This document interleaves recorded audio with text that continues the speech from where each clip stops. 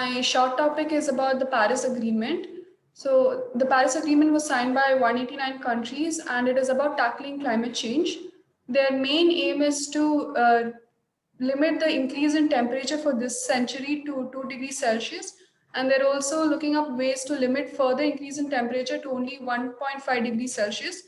And they will also conduct reviews about on countries and check whether they are reducing their carbon emissions.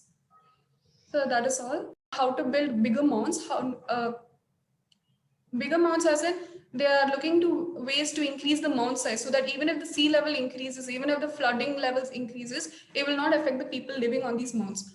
Another initiative that they are testing is forced flooding. So forced flooding is where they will conduct flooding, where they will force the seawater into the land and they will extend the period of time the flooding happens.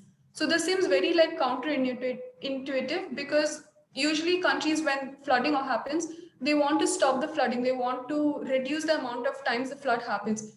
But the reason Germany is actually funding forced flooding is halogen is the nature of halogen, the ecosystem of halogen is supported by flooding. When flooding happens, it's bringing in sediments and nutrients from the seafloor, which helps halogens land.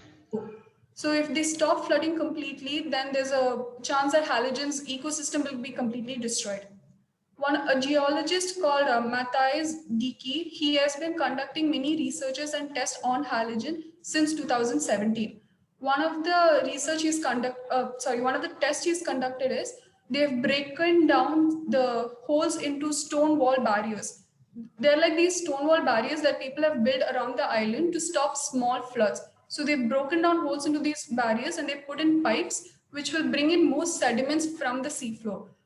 Another research they've done is building of the higher mounds.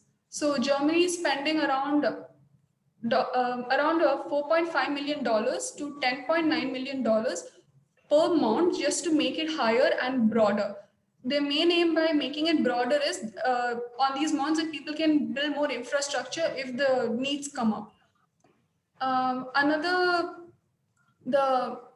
problem with like the issues that the people face with building higher mounds is they feel that by constructing a lot of higher mounds that their agricultural and grazing fields will be destroyed and it will reduce because the government is also looking to build more houses and more schools for the people there.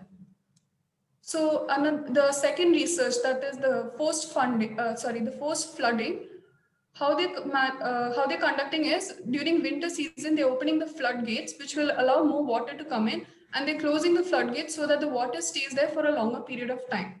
This is actually not so helpful for the people because when flooding happens, the people are restricted to their mounds. So if one family is living on one mound and they want to buy something like from a shop which is on another mound, they cannot access it during flooding season.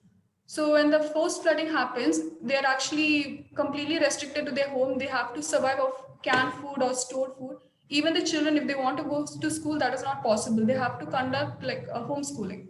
So the people are very against the forced flooding also. But already some of the islands have already conducted these tests, and they're actually very willing to accept such kind of research. One of the advantages of conducting such research, the advantages of conducting such research is that we can actually find ways to protect low-lying coastlines. Like UK's east coastline, it's very low and it's also facing the North Sea, which brings in lots of floods and storms. So if we are able to conduct the same kind of research and test on UK also, we'll be able to protect our lands and protect the countries from raising sea levels. Many islanders, many local inhabitants, the main issue that they're facing with the forced flooding is the lack of facilities. When flooding happens, they don't have proper electricity, they don't have access to Wi-Fi, they don't have access to anything. They're completely cut off from each other. So the mayors of these islands, they want to provide proper infrastructure for the islanders before conducting this kind of research. That is all about my topic. Thank you.